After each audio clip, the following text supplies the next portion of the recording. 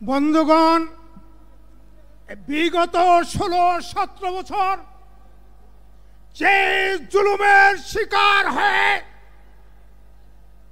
এই দেশের সবচেয়ে বড় জালেম এই ফ্যাসিস্টকে বাংলাদেশ থেকে চিরতরে বিদায় করেছি। ইনশাআল্লাহ সামনেও সকল জাতীয় নেতৃবৃন্দ আছেন এবং যারা উপস্থিত হন নাই, সকল দল মত নির্বিশেষে সকলকে বলবো, ঐক্য থাকেন, ঐক্যবদ্ধ হন, ঐক্যর বিকল্প কোন শক্তি নেই।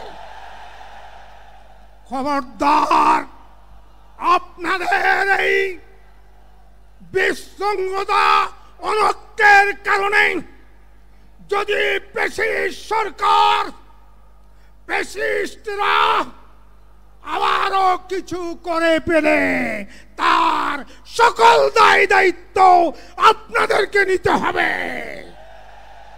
বক্তব্য রাখতে হলেই বক্তব্য রাখবেন শালীনতা বজায় রেখে। ইসলামী শক্তিকে ঐক্যবদ্ধ থাকতে হবে।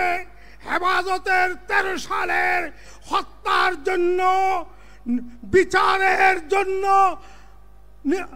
বিচারের কমিশন এর দাবি জানাচ্ছি এবং হেফাজতের মামলা প্রত্যাহার করতে হবে এবং এই সরকারকে এত বড় ক্ষমতা দিই নাই কেয়ারটেকার আজকে বাড়ির মালিক হইয়া আজকে আমাদের দেশে জাতীয় সংঘের মানবাধিকার কমিশন, এটা আমরা মানব না, মানি না, মানব না।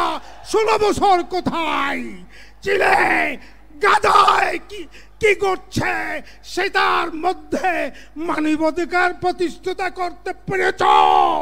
তাই মানবাধিকারের নামে কোন কোরআন সুন্নাহ বিরোধী কোন কর্মকাণ্ড এদেশে আমরা বরদাস্ত করব না। কাদিয়ানীকে রাষ্ট্রীয়ভাবে অমুসলিম ঘোষণা করতে হবে। কোরআন সুন্নাহ বিরোধী কোনো আইন করা যাবে না।